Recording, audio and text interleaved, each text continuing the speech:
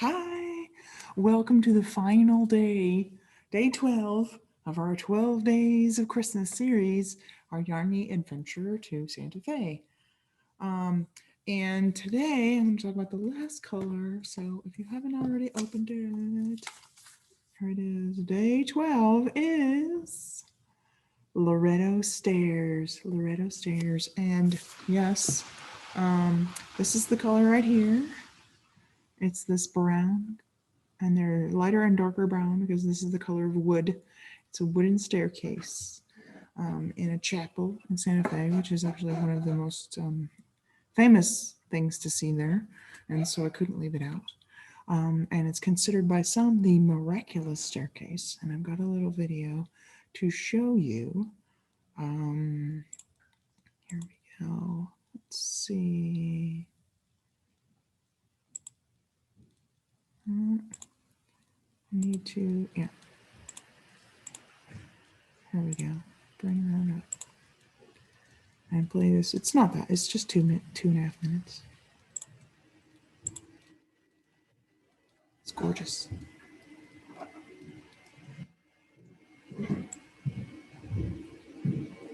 So who built it? Nobody knows. Why does it stand? How much weight will it hold? Nobody knows. And where does the wood come from? Nobody knows.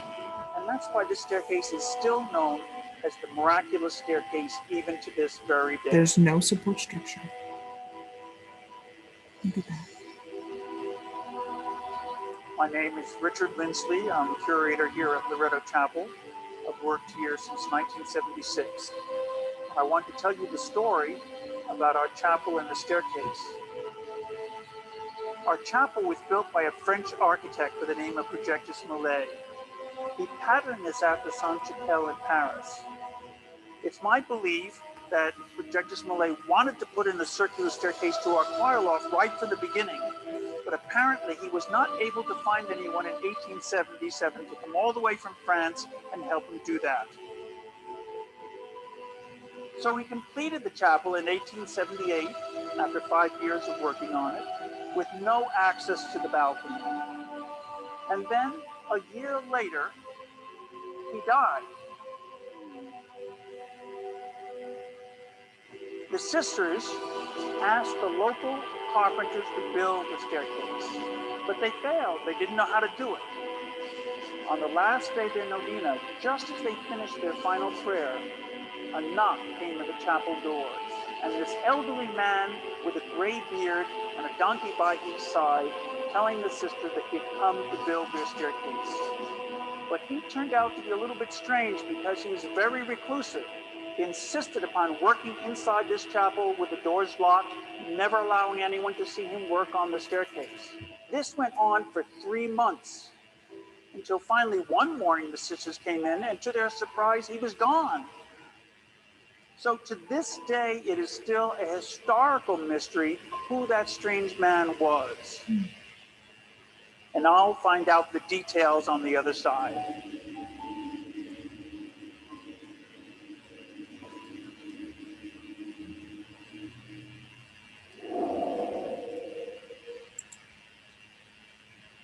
Isn't that gorgeous?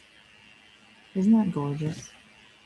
Beautiful wood, lights and darks, and there's like this mysteriousness about it, and there's like no column or such sunlight beam or anything. It's just there and beautiful and wood and a little bit of a miracle. And so that's our final color to bring us through the insides of the color. Now, I've got half of my kit knitted up here. Okay.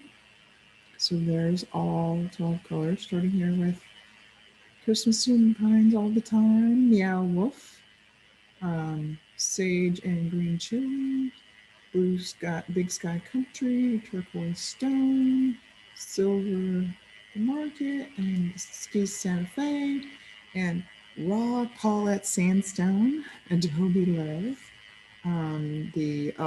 Remember I called this one, maybe I should have called it Farolito, but it was the, for the Christmas walk at sunset. So I don't know if I should actually change that name. And then here we've got chilies, at the market. And then the last one, Loretto Chapel, Loretto Stairs. That's what I call it. So here we go. This is only 10 grams of each color knit up. 10 grams of each color knit up. Okay, so that means that I can make this twice as long. I finish out.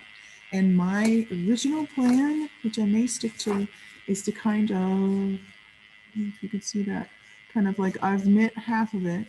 Okay, I've knit like to there, from, like you could say I knit from here to there, but and then I could reverse the colors going the rest of the way, reverse the colors so that the brown's in the middle and the green is at the ends.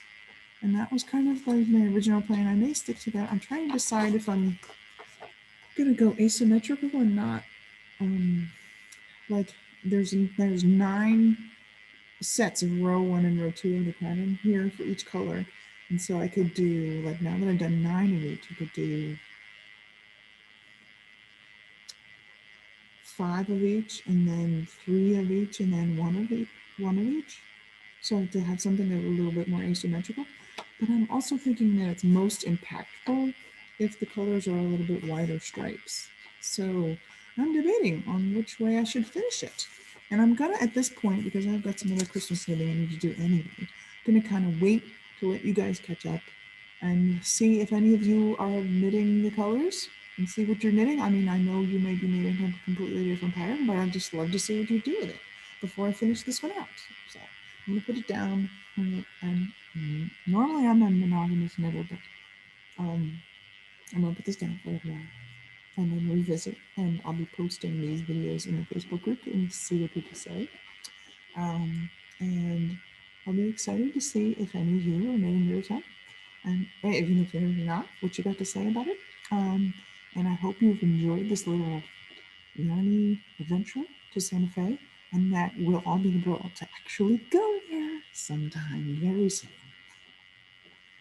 I hope you've enjoyed this. I sure have. Okay.